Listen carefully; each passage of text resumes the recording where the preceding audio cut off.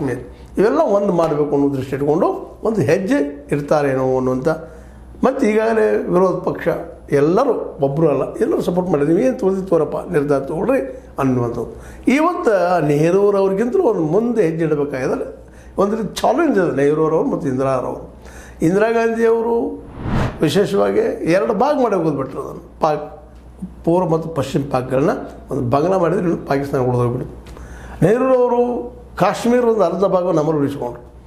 ಈಗ ನಮ್ಮ ಆರಂಭದಿಂದಲೂ ನಮ್ಮ ವಿಶೇಷವಾಗಿ ಈ ಜನಸಂಘದಿಂದ ಹಿಡ್ಕೊಂಡು ಇವತ್ತಿನ ಎಲ್ಲ ನಾಯಕರು ಇಲ್ಲ ನಮ್ಮದು ಕಾಶ್ಮೀರ ಪೂರ್ತಿ ನಮ್ಮೊಳಗೆ ಬರಬೇಕು, ಪಾಕಿಸ್ತಾನದ ನಮ್ಮನ್ನು ಅಷ್ಟು ಮಟ್ಟಿಗೆ ಮಾತಾಡ್ತಾಯಿದ್ರು.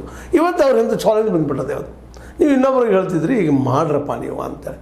ಅದೇ ನೆಲೆಯಲ್ಲೇನ ಇವತ್ತು ರಾಹುಲ್ ಗಾಂಧಿ ಅವರು ಅವ್ರಿಗೆ ಪೂರ್ಣ ಪ್ರಮಾಣ ಸ್ವತಂತ್ರ ಕೊಟ್ಬಿಟ್ಟಿದ್ದಾರೆ.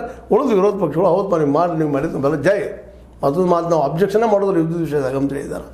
ಅದು ಎಲ್ಲರಿಗೂ ಬೇಸತ್ತು ಹೋಗ್ಯದ ಅಂತೇಳಿ. ಸ್ವತಃ ಕಾಶ್ಮೀರದ ಒಮರ್ ಅಬ್ದುಲ್ಲಾ ಮತ್ತು ಫಾರೂಕ್ ಅಬ್ದುಲ್ಲಾ ಇವರು ಮೂಲತಃ ಕಾಶ್ಮೀರದ ಸಲುವಾಗಿ ಯುದ್ಧ ಮಾಡೋ ಸ್ಥಿತಿಯೊಳಗೆ ಇರಲಿಲ್ಲ.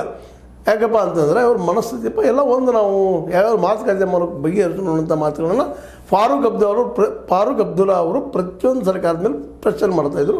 ಆದರೆ ಈ ಸಲ ಅವರು ಹೇಳ್ತಾ ಇದ್ದಾರೆ ಯುದ್ಧ ಆಗಲಪ್ಪ ನಮಗೆ. ಇದೊಂದು ಒಳ್ಳೆಯ ಸ್ವರ್ಣಾವಕಾಶ BJPಗೆ ಮತ್ತು ಮೋದಿಯವರಿಗೆ ತಮ್ಮ ಶಕ್ತಿಯನ್ನು ತೋರಿಸುವಂಥದ್ದು. ತಮ್ಮ ಶಕ್ತಿ ಅಂದರೆ ಏನು? ಸೈನ್ಯದ ಮೇಲೆ ಶಕ್ತಿ, ಸೈನಿಕ ದುಡಿಬೇಕು ಇಲ್ಲ ಮತ್ತೇನಿಲ್ಲ. ಆದರೆ ಇವತ್ತು ಸೈನ್ಯ